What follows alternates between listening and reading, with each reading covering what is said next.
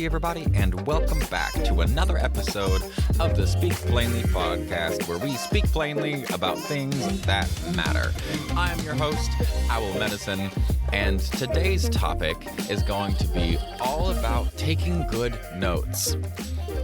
Why does taking good notes matter? This isn't a college class, but it kind of is. Life is, anyway. Life is the ultimate classroom, and if you are like me and started life behind the start line, then it will benefit you greatly to start taking really good notes. So that's what we're going to talk about today, is what taking good notes means, what it's used for, and we'll look at a few of the these little unintended consequences that tend to make things really efficient or inefficient. And in this case, taking good notes is extremely efficient for being able to lead the life that you want to live. So, first thing is, what do I mean by taking notes? I mean, write stuff down.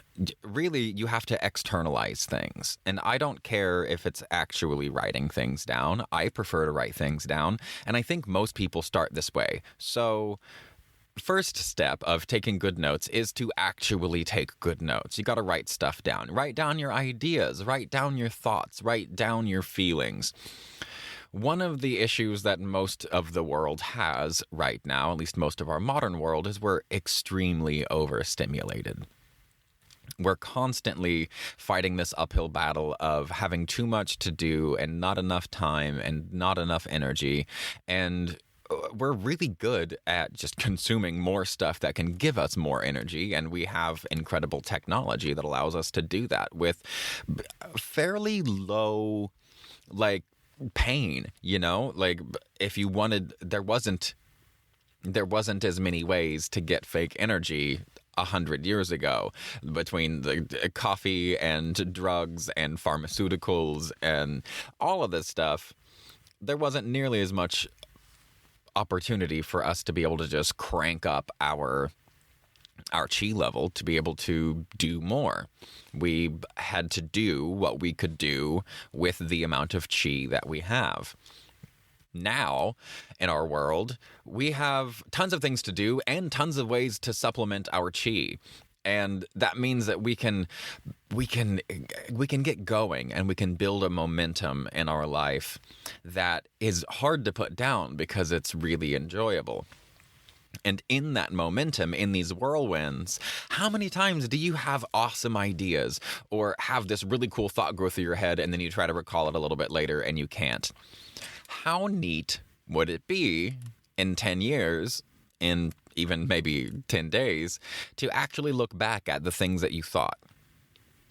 To look back at the things that you thought about yourself. And especially when we're young, in our 20s and 30s, it's really important for us to write these things down. Now, I know that this is a very weird and uncomfortable thing, because I was told this over and over and over and over and over and over and over by my best friend. She told me constantly I needed to be writing stuff down because I had great thoughts and I had interesting inquiries, that sort of thing. And she told me that I would look back at them and dig through them one day, and I would be very glad that I had them. And I did buy journals and write things down occasionally, but not great at first. And it's sad, because now, having started and being near the end of writing a book, those kinds of thoughts formed me. Our thoughts, our ideas, our questions really allow us to get to know ourselves. And that's kind of commandment 1 for this life, as far as I'm concerned. Know thyself. I've talked about it 1,000 times. I didn't come up with that. That's super duper old, but know thyself. You got to get to know yourself. And the thing about a CSA, chronic stress adapted people who had lots of stress early in their lives, is we're biologically designed slightly differently. We are more reactive to our emotions and to our feelings and sensations in our bodies. We are more reactive to them because we're more sensitive to them. We feel, we experience these sensations in our body more strongly, and we experience them for longer.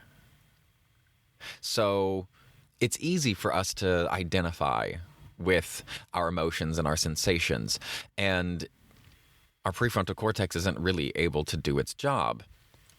We're not able to conceptualize ourselves in our context, which is really the dorsolateral prefrontal cortex. That's what deals with our context. And that part of our brain isn't quite as turned on when we are in these high sensory experience moments.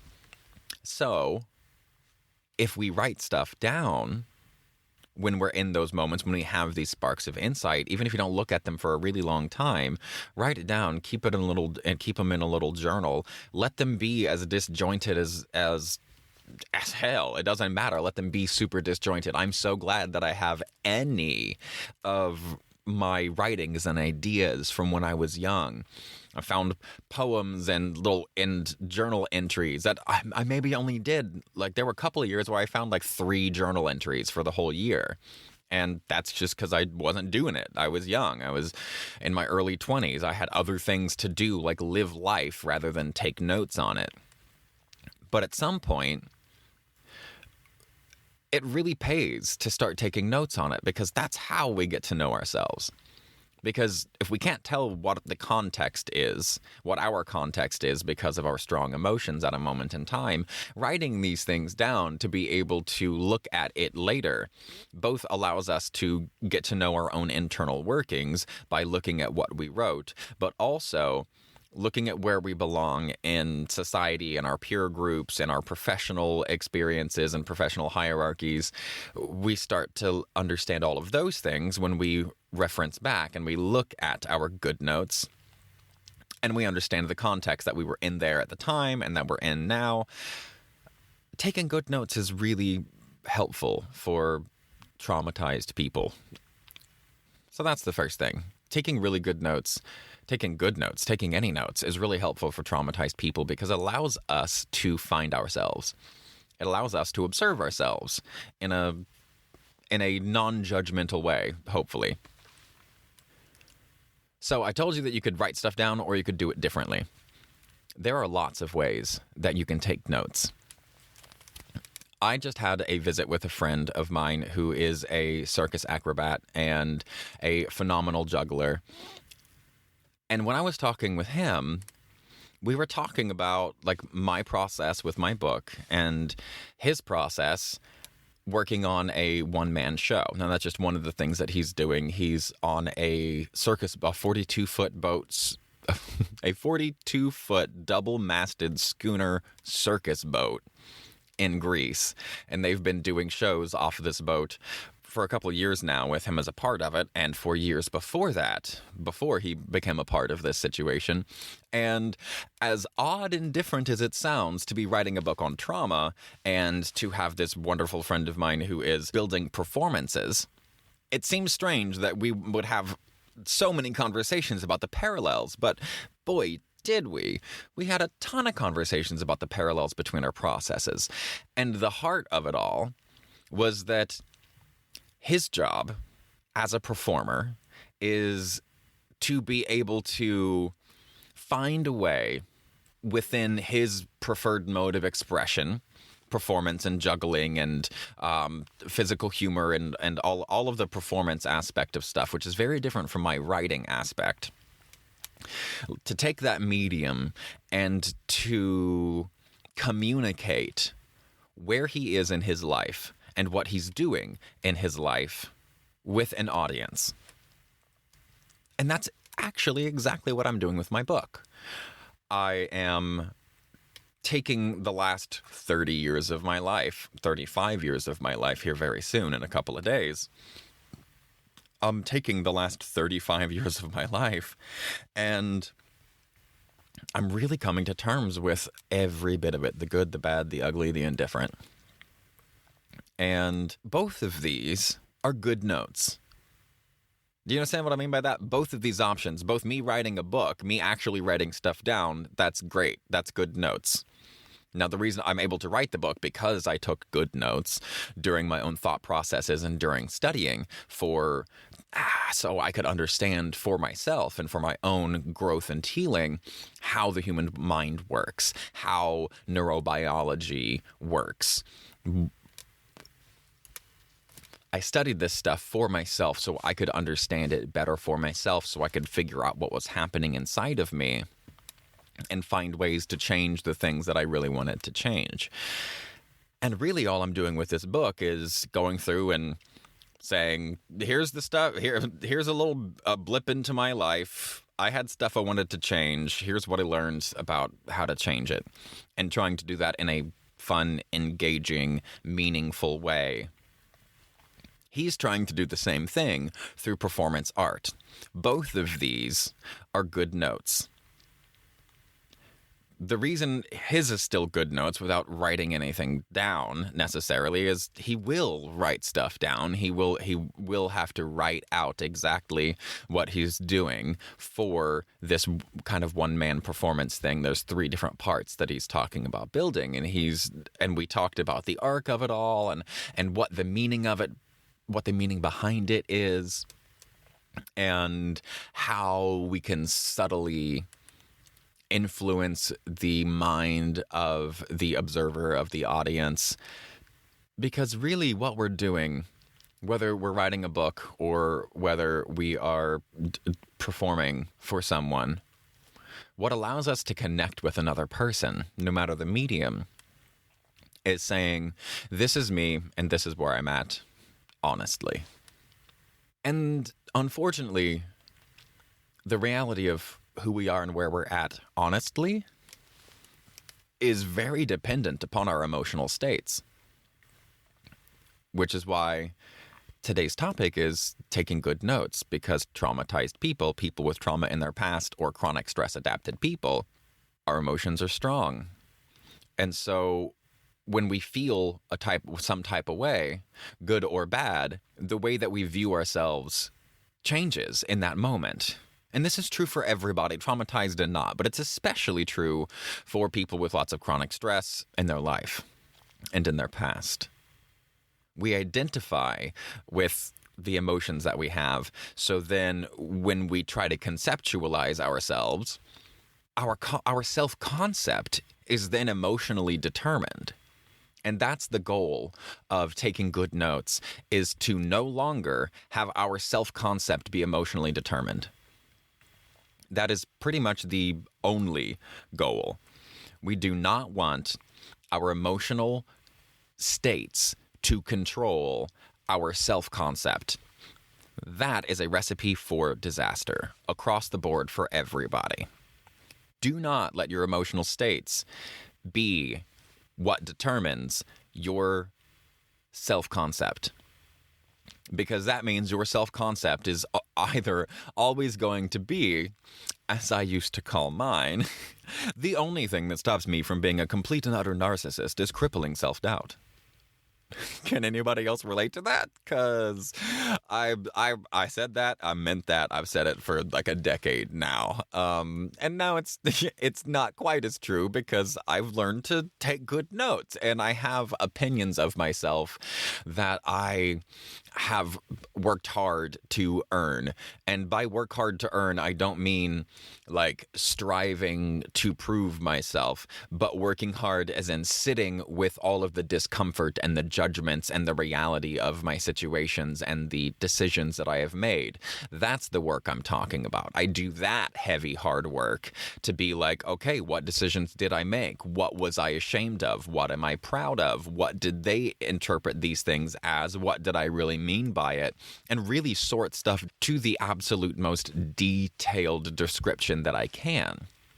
Doing that gives me an objective way to evaluate who I am and what I ought to be doing in that moment, because it stops me from identifying either as an utter narcissist or someone with crippling self-doubt. So then I don't go at things like an egoist or like someone with crippling self-doubt, which is basically shame. And shame's a downward spiral that doesn't help anybody. This doesn't need to be like a heavy-handed lecture. I really want you to get that you can take notes in lots of ways. You can do a daily journal, you can write a blog, you can do a video blog, you can open up your phone and talk to yourself in notes. That's it. Like, you can leave yourself little voice memos. I do that constantly. I leave little voice memos. I have my notes on my phone. And if you don't know this, I recently learned that you can pin notes in your phone so they like stay at the top. So now, like, my grocery list and my podcast episode topics and like hashtags and stuff like that are all on my phone in notes, but they're pinned to the top. So if you didn't know that, now you can organize your notes a lot better, because that made my life much easier. But all of these things are things that I know to be true because I took good notes. And really, taking good notes has allowed me to come to this place where it's this phrase that I've used in a couple of other podcasts previous to this, especially the one about my narcissistic father. I came to understand, I know that I know what I know. I'm going to say that again. I know that I know what I know. This is a very, very important thing for me because being raised by a narcissist, I had to give up my reality in order to feel like I was going to be accepted or loved. And so when I have a strongly held belief, I hold on to that super hardcore. But if I'm emotionally attached to a person or want to be emotionally attached to a person and they disagree with me, my default is to go, oh, well, I could be wrong and I don't know. And everything's up for debate. But I'm about to be 35 years old. That's bullshit. Not everything is up for debate. I know that. I know not everything is up for debate. I know that there are certain things that I know beyond a shadow of a doubt, which is the kind of Christian version of I know that I know what I know. I know beyond a shadow of a doubt. They ask you, do you know beyond a shadow of a doubt that you're saved and you're going to heaven? Well, I know beyond a shadow of a doubt that there are certain things that I know for a fact, that I know to be true because I did as much studying and research as I possibly can on it. And then I wrote it down. In fact, the entire time I was doing that work, both the diving into myself, sitting with the discomfort, and in the research, I took good notes and I went over those notes over and over and over and over and over again. And I thought about it from 1,000 different ways from Sunday. And eventually I got to a place where I know that I know what I know. And that's the kind of security that we need. That's the kind of security that we all need to be able to navigate the world without like getting twisted by taking things personally or by other people's judgments of us. If we're like dead certain that we know what we know, then other people, they can and will misunderstand us, and that's going to be fine. They're going to get it wrong, and that's okay. That's not a problem because we know that we know what we know, which means being misunderstood is okay. How many of you have a real hard time with being misunderstood? Because I still have some problem with it, but I don't have nearly as much of a problem with it anymore because I know that I'm right. Not about everything, not about most things, but there are a few things that I know that I know. And the reason that I'm secure in that is because I reviewed it over and over and over and over and over again, not in a charged space, whether that's like positively charged with lots of extra energy or negatively charged where I feel like I don't have any energy. Up, down, and in the middle, I have been able to look at these things that I have done, said, thought, and studied. And by taking good notes, which is what every scientist needs to do, in order to be a good scientist, that's what makes a good scientist, is taking good notes. By doing that, I know certain things about me that are absolutely fundamentally undeniable. And if anybody wants to deny them, I can just shrug and walk on because I don't care, because I know that it's true. And that's the joy of taking good notes. We can't get there without good notes. Is this making sense to you? Is this making sense to y'all? Because this is super duper duper important. And like I said, I don't care how you take notes. Bring a pencil and paper with you everywhere that you go. I always do. I actually even bring fountain pens because I really like things that make me feel bougie. So having to work a little harder than is necessary, like by refilling my pens when I have conversions. So refilling my pens with a cartridge or with an actual little plunger thing is extra work, but the pens are beautiful and they feel really nice and I enjoy doing it. So they make me feel bougie. So I get to knock out two birds with one stone. I get to feel bougie while I'm writing my notes. Right, because taking notes isn't always fun until you start getting into the habit of it. Then it's really fun because then you know that you can just write this out and you can get it out and you can come back and look at it and maybe it'll make sense, maybe it won't. But you know that having that there, because you've experienced having it there, can provide some inspiration down the road. And it may not, and in fact, it probably won't be the exact same inspiration that you had when you wrote it down, but that doesn't matter. Inspiration is inspiration. You don't need to pick up exactly where you left off when you wrote something down. So take good notes. Take really good notes. Like, write down your ideas and then try to go into details about them. You have an idea for a script, write it down, but don't just write the theme. Write down a few characters' names. Like really get as detailed as you can. That's how we take good notes. When we have a challenging situation, we just had Thanksgiving, we're moving into Christmas. When you have a challenging situation, one that's really good or really bad, especially, taking good notes can be a marvelous way to deal with it because then, as you write out what happened, you can get out some of the tension of the experience, and you can curse and scream all you want when you're writing it all down. But you'll feel better when you've written it down, and then you'll be able to look at it. And I'm sorry for anybody named Uncle Tommy, but that's just now my go-to for racist Uncle Tommy. You can sit down and write out the crap that you had with racist Uncle Tommy, and you can come up with all kinds of great little quips to say to him or whatever. It doesn't matter.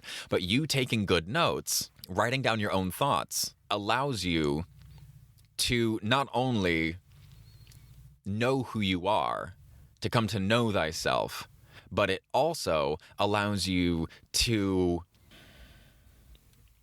appreciate your own thoughts. It legitimizes.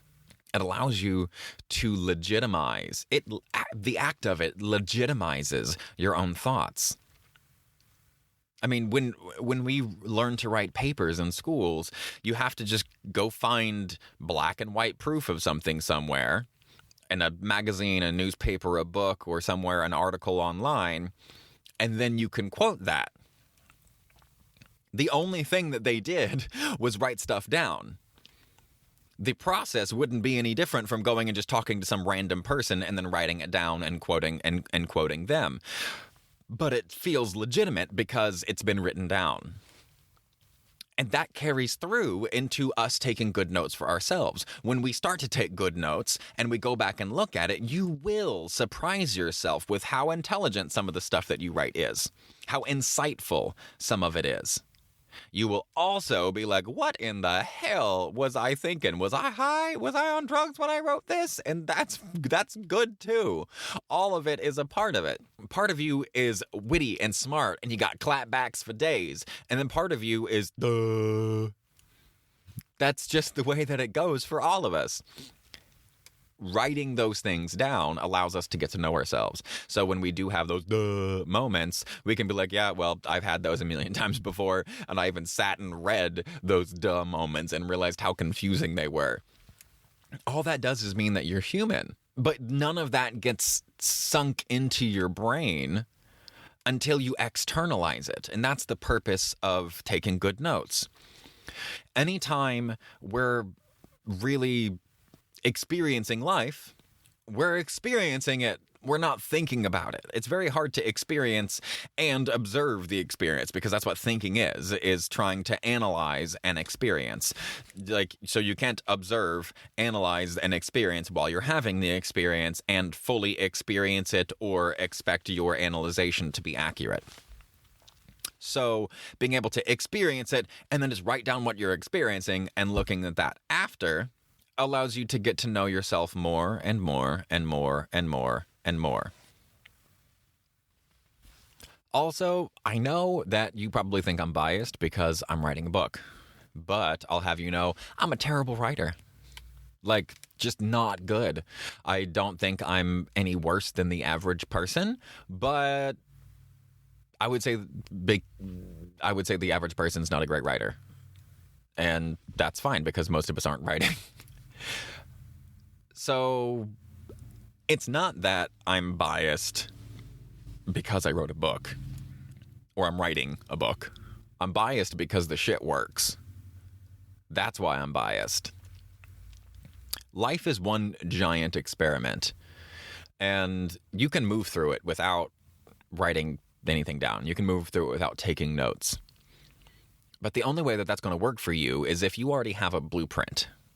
If you have a blueprint of who you are, what you want to do, what you want out of life, and where you're going, and how you want it to end, then fuck it. Don't take any notes. You don't need to. You're not trying to learn anything. You're just trying to move according to this predetermined path. And that's fine. That's totally okay. If that's you, do you, boo-boo. That's cute for you. I'd rather eat a pistol. I just can't handle that kind of thing, because every time I have relied on someone else to do something for me, it screwed me over, especially when I was young. And I mean, in a big way. I had a lisp until I was in 5th grade, and that was because during 4th grade, I got made fun of every single day so bad for lisping because I couldn't say my etheth, and whoever did lisp was hateful for putting an S in the word that describes that speech pathology. But I failed over and over and over again. I failed constantly with my speech pathology teacher person. In kindergarten, 1st, 2nd, and 3rd grade, I had to go to speech class, and my actual diagnosis was a lazy tongue. That's what they told me. They literally were like, there's something wrong with the way that you talk because you're lazy. That was told to me before I even really knew what lazy was. That was in 3rd grade. I don't know about you, but I don't know any 3rd graders that are lazy. They have tons of energy, and if they are quiet and reserved and feel lazy, it's because they're traumatized. It's because they're afraid. But for me, they failed me. They never helped me. I couldn't fix my lisp through speech class.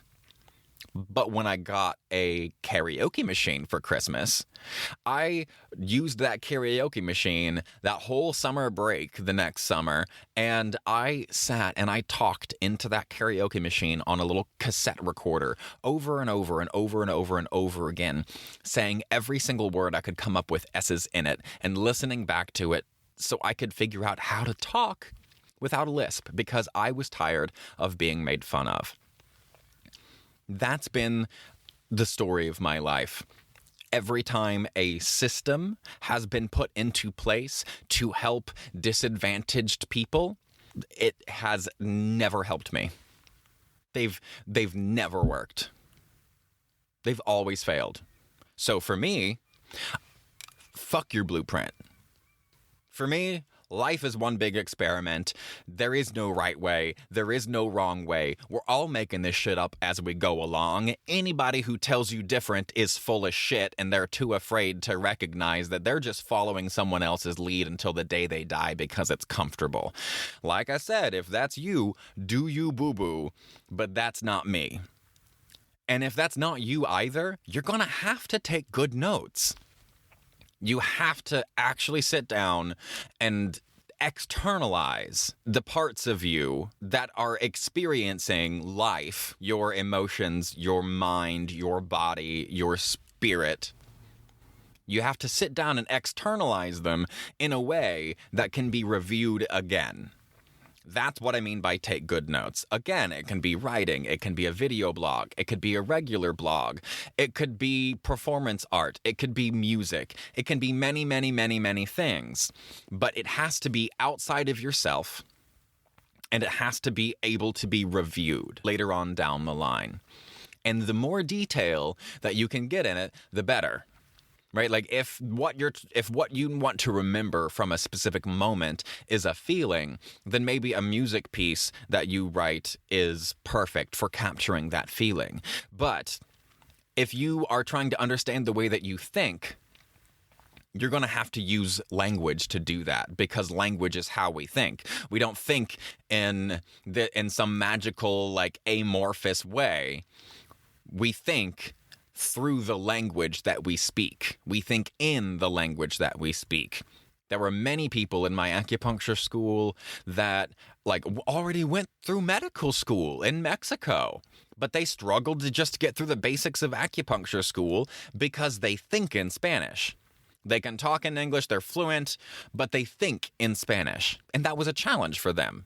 Being able to get through this program was a challenge for them because they have to read in one language, then translate it, think it through in Spanish, and then translate that answer again. So they're doing 3 times the amount of work that a native English speaker is having to do. You're going to have to think about that as well. You're going to have to recognize that if you want to understand the way that you think, you have to use language in your notes, because that's how thinking is processed. Thinking happens through language. So you can do lots of other ways, but when it comes to understanding how it is that you think, there is no way around it. Suck it up, write shit down, use words. If you want to understand how you feel, maybe you can do it another way. If you want to understand what's happening in your body, maybe you can do that in another way. But really, any of these things, we use language to express. So language is going to be the best way that we can expand on that. And I know this all seems weird and hard, and you're probably still like, yeah, but you wrote a book. And I'm telling you, it does not matter. I was not good at describing much of anything because I didn't try, I didn't practice. But once I started taking good notes and I was trying to understand myself, as I took the notes, I was like, it's kind of like this, but it's not really like that. It's kind of like this, but it's not really like that because it's also kind of like this. And the more I did that, the better I got at explaining things. So if one of the reasons that you enjoy listening to this podcast is because you like the way that I describe things, thank you. That's awesome. I love that. I've worked hard to be able to describe things this way because I think these are important conversations to have. And the most of the places that we're having these important, like, neurobiological conversations, they're happening in a place where it's so thick with jargon, it's not easily accessible to the regular person. That's why over the years of me learning this stuff, me taking good notes over and over and over and over again has allowed me to integrate this information into myself well enough that I can explain it to an 8-year-old. And for me, that's the rule. If you can't explain whatever it is you're describing to an 8-year-old, you don't understand it. You have to be able to explain things in the simplest way, in the plainest way possible, from an 8-year-old all the way up to a graduate level. If you really understand something, you should be able to explain it to an 8-year-old or to a college student. And the only way that you're going to be able to get to know something that well is to take good notes. Everything that you've learned well, you took good notes on. It doesn't matter what it is. Taking good notes is super duper, duper, duper important. So that's what I want you to do this week.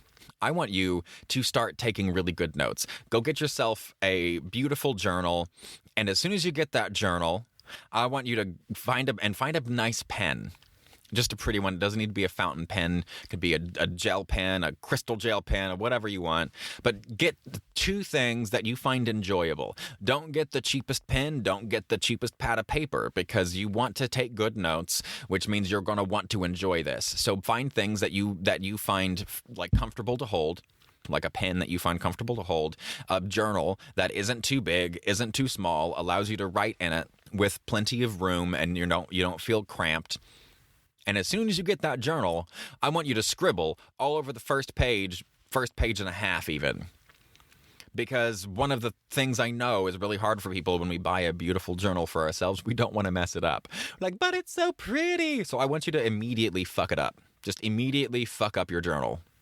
When you go and grab that today, as soon as you buy it, I want you to rip out the front page or scribble on the front page. I want you to somehow injure the perfectness of that journal. That way you don't have any barriers psychologically from writing in it. I want you to do all of that. Dirty that journal and start taking good notes. Now, when to take good notes? Okay.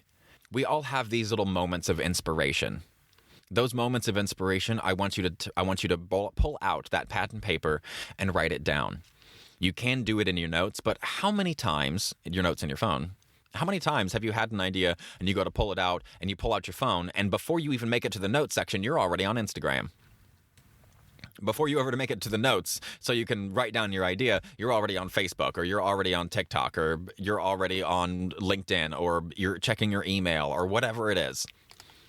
That's why I like having a pencil and paper, because it allows me to skip that whole distraction. That's an easy, like, it happens to me constantly. I'll try to go pull out my phone to write something down, and I wind up distracted on some other app. And that's with Instagram and them being on the very, very, very far, like all the way the last page of my phone, inside one of those little boxes that have a bunch of stuff in it. So it's not big, it's not obvious, it's as visually small on my screen as I can get it, and it's off of my homepage screen. It's as far over to the right as I can get it to be, and I still wind up doing that instead of taking notes sometimes when I use my phone, which is why I don't do it very often. Sometimes I do because that's all I have on me, but most of the time I have a pencil and paper somewhere tucked on me, on my persons, in my laptop bag, which I carry around with me all the time now because I'm writing the book, and whenever I have a spare moment, I try to do something with it. But try to write stuff down when you have the inspiration. So there's time number one. Write stuff down when you have the inspiration. When you feel that spark of inspiration, grab your pad and your paper and go write it down. There's something different about doing it analog. And you spend so much time on your phone, it doesn't feel special. Nothing that you do on your phone feels special because you're always on your phone. At least probably 6 or 8 hours a day, you're staring at your phone. That's more time than we probably look at our children. So nothing that you're going to do on your phone is going to feel special.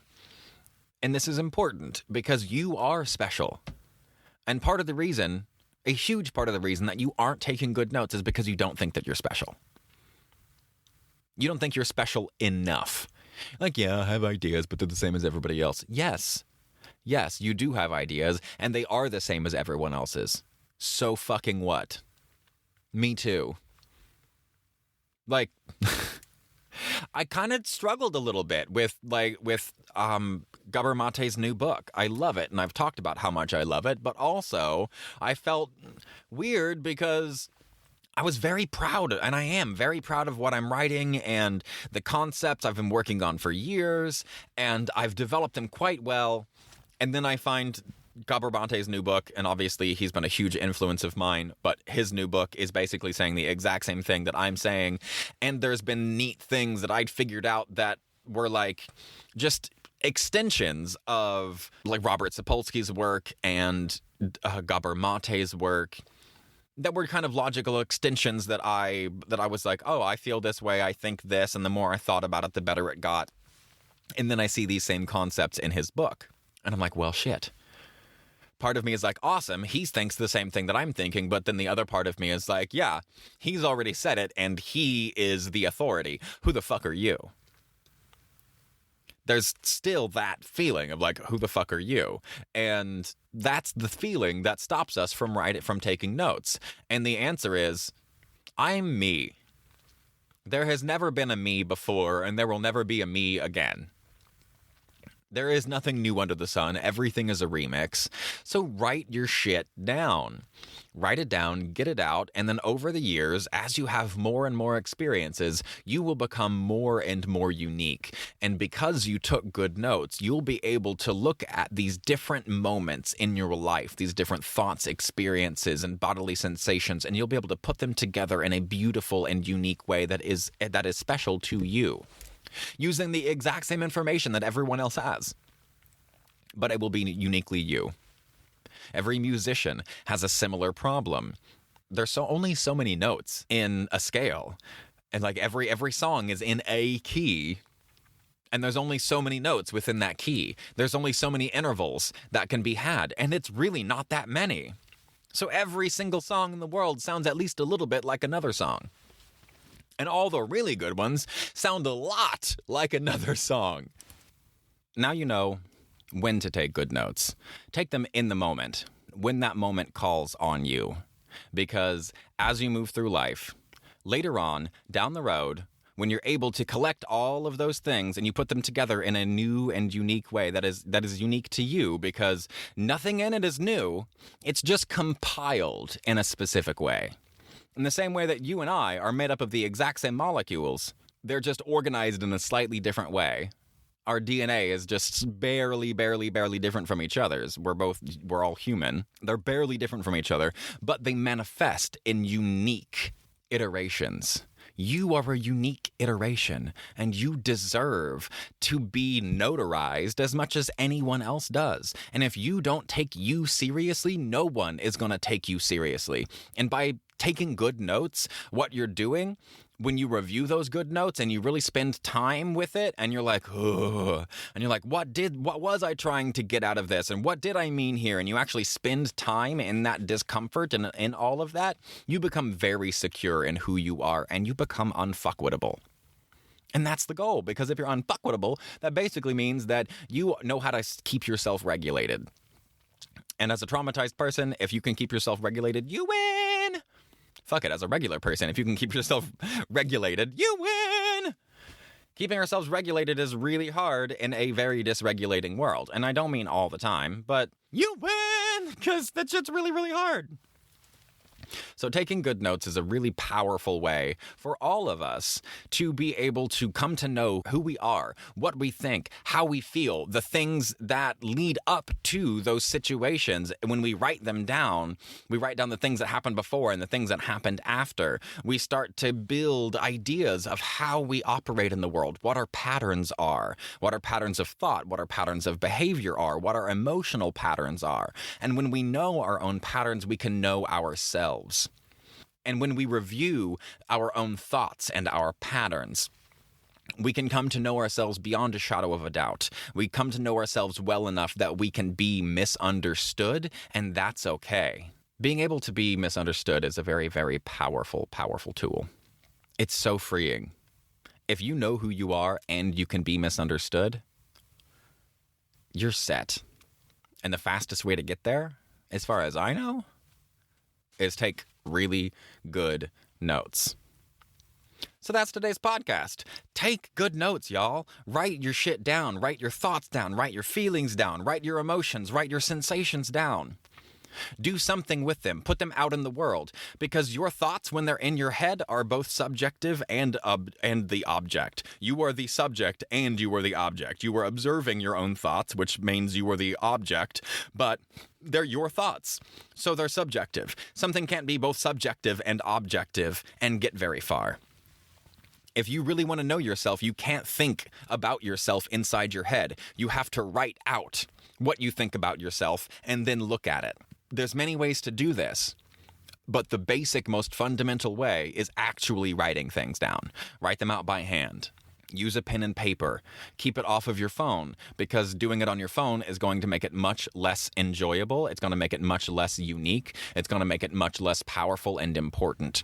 So writing things down on paper is really important. Write it down, spell it out, review it. Get to know yourself. Life's one big experiment, and you are the mad scientist running it. Use yourself, use your life like the beautiful experiment that it is, And if you want it to be successful, if you want your personal experiment to be successful, take good notes. And that is today's podcast. So, thank you everybody for hanging out with me. Thank you for making it all the way to the end of today's podcast. If you enjoyed this podcast, consider becoming a Patreon subscriber. Consider buying a coffee. All the links are listed below. And if you haven't already signed up to become a Patreon member, or you are a Patreon member and you haven't responded to the emails whether or not you're going to be available on Wednesday, please do that. I look forward to seeing everybody on Wednesday on my birthday at 12 noon Pacific Standard Time, and we're just going to watch some effed up videos. I'm going to give you a couple of quick ways to masterfully be able to re-regulate yourself in no time flat so you can move on with your life when things do throw you off. All right. Have a wonderful day, everybody. Thank you very much for spending time with me. I love you so much. And remember, stay curious and stay uncomfortable.